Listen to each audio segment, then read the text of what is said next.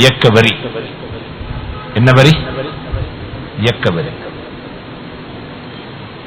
இது பௌத்த மதத்தோருடைய உள்ள ப்ராப்ளமோ இந்துக்களால் உள்ள ப்ராப்ளமோ அல்ல.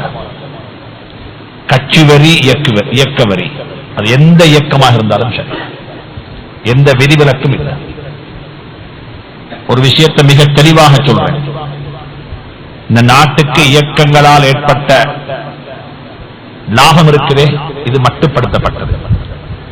வந்த பிளவுகள் மட்டுப்படுத்தப்பட முடியாது.